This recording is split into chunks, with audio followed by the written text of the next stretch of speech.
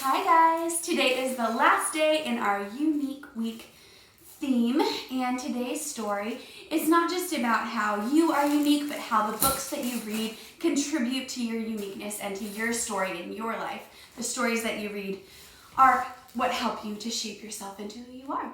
So today we're reading a very awesome book about books, and it is called The Fantastic Flying Books of Mr. Morris Lessmore, written by William Joyce, illustrated by William Joyce and Joe Bluhm. Morris Lessmore loved words. He loved stories. He loved books. His life was a book of his own writing, one orderly page after another.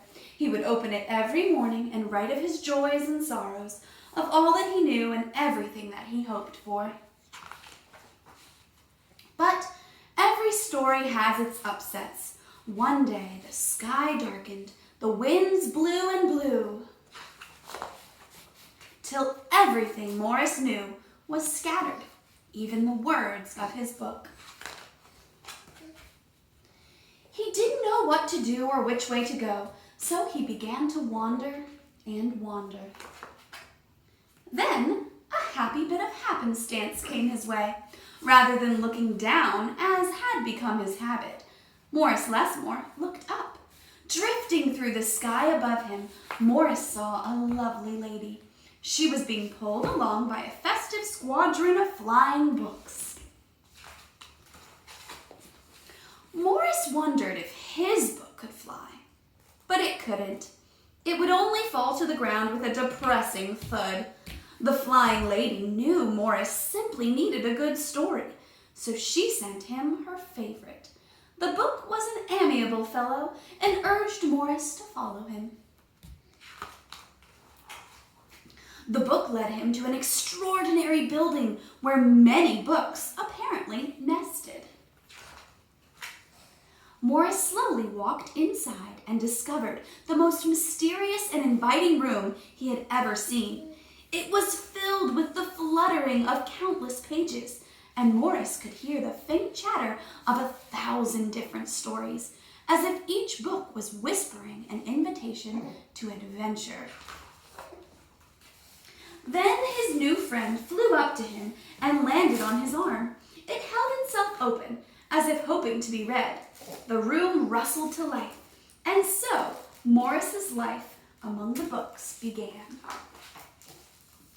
Morris tried to keep the books in some sort of order, but they always mixed themselves up. The tragedies needed cheering up and would visit with the comedies. The encyclopedias, weary of facts, would relax with the comic books and fictions.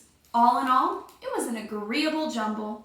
Morris found great satisfaction in caring for the books, gently fixing those with fragile bindings and unfolding the dog-eared pages of others.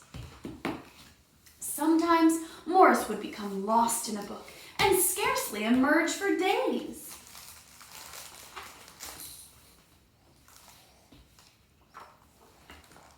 Morris liked to share the books with others. Sometimes it was a favorite that everyone loved, and other times he found a lonely little volume whose tale was seldom told. Everyone's story matters, said Morris, and all the books agreed. At night, after all the stories that needed telling had been told, and everyone had settled down to their proper places on the shelves, the great big dictionary would get in the last word. It was then that Morris Lessmore would once again write in his own book. He wrote of his joys and sorrows, of all that he knew and everything that he hoped for. The days passed, so did the months, and then the years. And years. And Morris Lessmore became stooped and crinkly, but the books never changed. Their stories stayed the same. Now his old friends took care of him the way he had once cared for them, and they read themselves to him each night. Then one day he filled the last page in his book. He looked up and said with a bittersweet sigh, "I guess it's time for me to move on." The books were sorry, but they understood. Morris put on his hat and took his cane. As he went to the door, he turned and smiled, then waved goodbye. "I'll carry you all in here," he said, and pointed to his heart. The books waved their pages, and Morris Lessmore flew away. As he flew, he changed back to the way he'd been that long ago day when they'd all first met. The books were quiet for a while. Then they noticed that Morris Lessmore had left something behind. "It's his book," said his oldest friend. Inside was Morris's story, all of his joys and sorrows, all that he knew and everything that he hoped for. Then the books heard a small, expectant sound. There in the doorway was a little girl. She looked around with wonder. Then something fantastic happened. Morris Lessmore's book flew up to her and opened its pages. The girl began to read, and so our story ends as it began, with the opening of a book. The end. All right, so I love that story. It always makes me have goosebumps because it's just so great. So today, for your challenge, unfortunately, I don't know how to make a book fly. So we'll have to settle for the next best thing, which is a pop-up book.